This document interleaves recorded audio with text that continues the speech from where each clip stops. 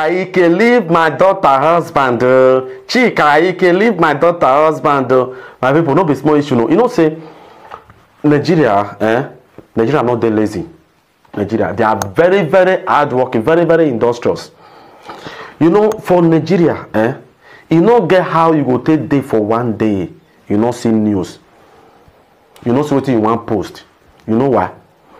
Every day, different news they come out. If one do finish, another one go come. One do, another one go come. Waiting come they, you know, busy. They trend for social media now. Now Rita Daniels, Regina Daniel mother.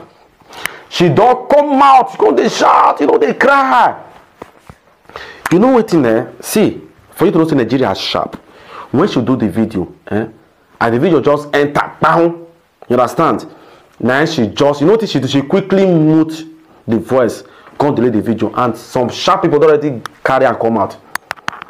Understand? So, but no worry, I will play the video where they do voice note follow, but if the full video come out, bang, we will stay put down. You understand now? So the woman don't vex come out, don't talk say you know this 60 years old man we married 16 years. No say Regina Daniel is always 16 years every day, 16 years every year, 16 years every year.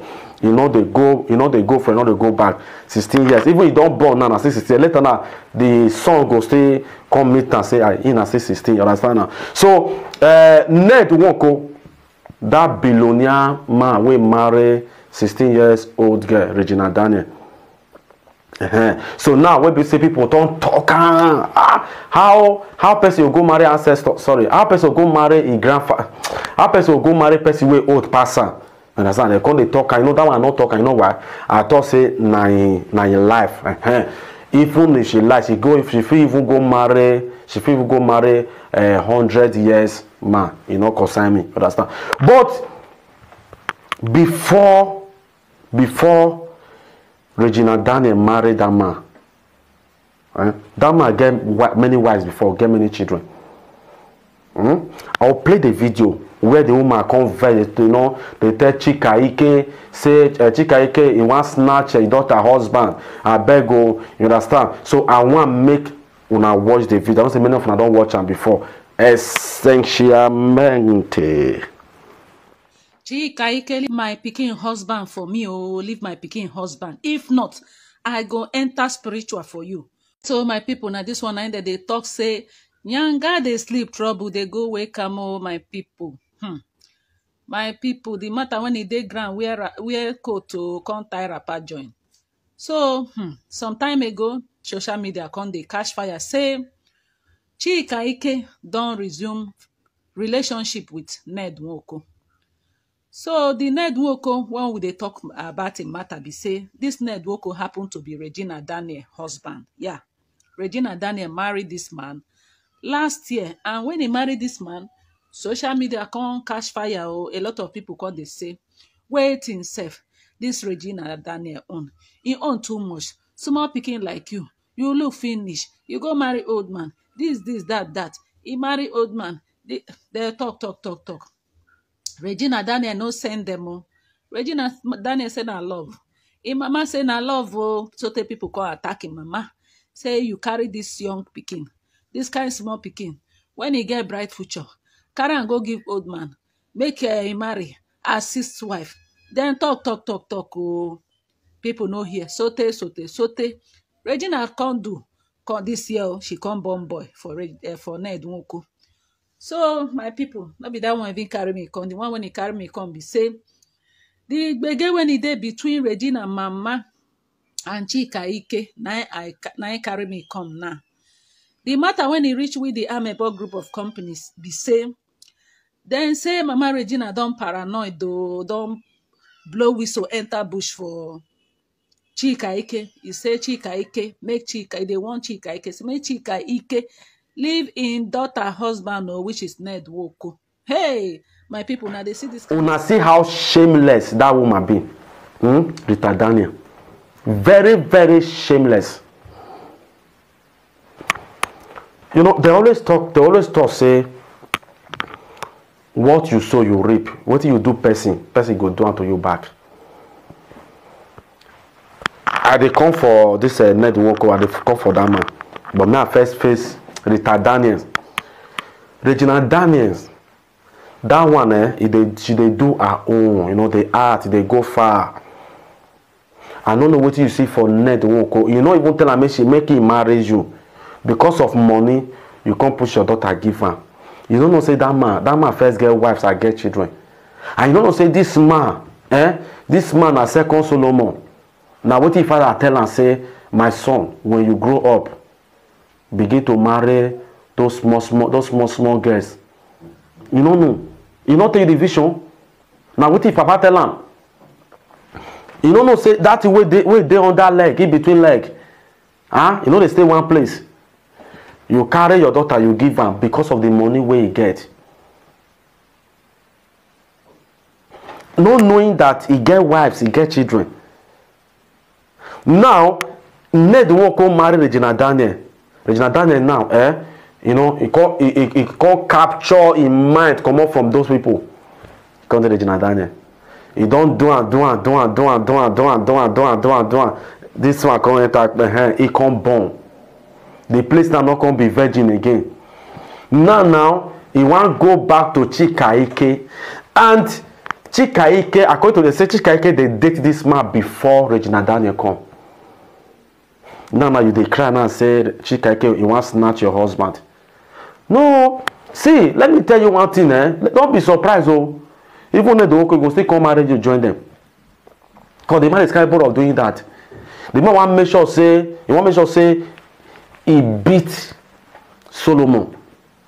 He want make sure say he go manage 1,000 wives. He go manage them. So waiting you do people, now people go still do you back, no matter what. No matter what. You know, I don't know waiting network go say for those small girls where you they pursue when you get wives. Sometimes I wonder what do they look for from another woman. You know, people they talk say if your first wife not take care of you, you go look for another wife. As we they see now, you know, say if they kiss, they go put her for social media. Anything they do, they put her for social media. Even when they argue, who this pikin resemble, who this one resemble, he resemble you, he resemble me. They put her for social media. That time it is sweet you. I remember when you first come out, that time people they talk, you can't insult your fans. You even get fans. You can't insult your viewers. You can't insult them. They tell them say, apropos, one they carry headache, now they carry paradox for another person headache. But now those same people insult, now you can't tell them they help you beg Chika Ike to leave your daughter husband. See, my people, sometimes what you they do, try to do good. Anything doing good is what doing good. Anything you find yourself doing, make sure say you're doing good. Do it well. Sometimes I always tell people, anything where I know say I no fit do to you, I hate me person do unto me. You carry your daughter, they snatch another person husband. Now somebody wants snatch from your daughter now, you they vex, you they call social media. Very soon now he go come marry you. Yes, he can see. He go even marry all your families, join her. All the female, the old and young way, even the one they never born. You go marry them, then your eye go open because now you can't be that one. I'm waiting your father tell and say, may you go do. I be that one. No be insult to before the contour say, I boss insult one billionaire Nigerian. You know, I don't mention him. I know insult them. I only they talk, waiting at the talk. Understand? So my people are not to get waiting I want talk, but waiting at the talk be this. Anything when you know say people do, people go do you, it go pay you, not they do people. When Bible talk say what you sow you reap. If you commit sin before God, you do something, you kill, you rape, you know, you convert, you go ask God, you ask God for forgiveness, God will forgive you. But one thing will be say for sure, the law of karma, the law of gravity. you know go escape you. That thing not before only Christian. That's why they happen for whether you are Buddhist, Muslim, Islamic, Christian, anywhere it they happen. Anything where you do, you must repent. Even in the Bible itself, during the time of David and David. Now when David understand, take Bathsheba, come kill Uriah, her husband. What did happen? He apologized now. He apologized. When Nathan come, the prophet, he apologized. But at the end, that karma still happen. God say yes, I don't forgive, but you do it for secret, but your own go do it for public. You know what thing his son doing? As no Bible I can't talk. Me will still let you know say we know Bible.